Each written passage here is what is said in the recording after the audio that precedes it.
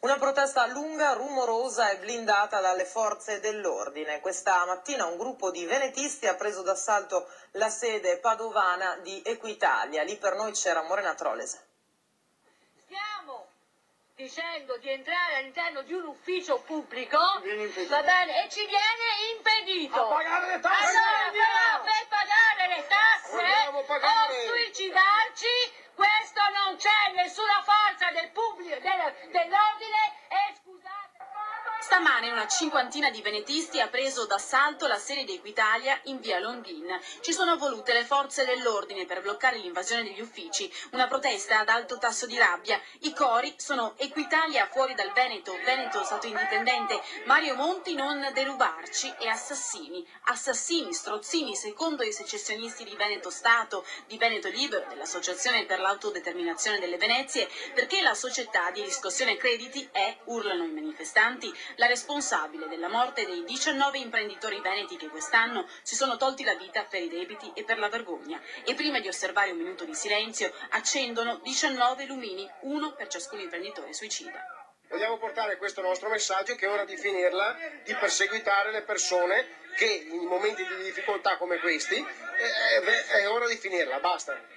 La chiamano associazione a delinquere, che vessa i cittadini per le multe non pagate, che mette le ganasce fiscali alle automobili, che costringe l'ipoteca sulla casa per pagare i debiti e che prende in ostaggio la vita della gente. Secondo i venetisti, Equitalia è il braccio armato dello Stato italiano per le finanze.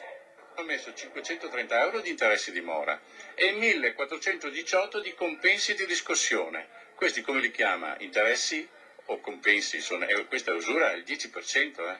Quindi siamo qui per dire via dal Veneto, via tutte le forze italiane dal Veneto. Non hanno nessun diritto di essere presenti in questo territorio. Le stesse amministrazioni possono dire no a questa tassa, a questa invasione di campo da parte di Equitalia, che non si capisce bene che sia governata. Lei dovrebbe entrare? Sì. Deve pagare? Sì. C'è una protesta in corso però, deve attendere. Sì, ma dopo mi perdo il lavoro. Che cosa è successo a lei? No, non ho avuto un documento con me, mi ha fatto la multa e adesso è arrivata che devo pagare 3 volte di più.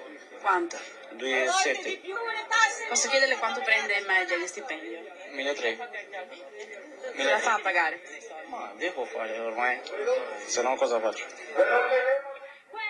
L'altra faccia della protesta è il disagio che crea, nemmeno gli altri, i non manifestanti, riescono ad entrare. Alla fine viene permesso solo a 2 venetisti di varcare le porte di Equitalia, riescono a recapitare il messaggio. Nell'ideale Veneto Stato, Equitalia non sarebbe ammessa. Funzionari, ora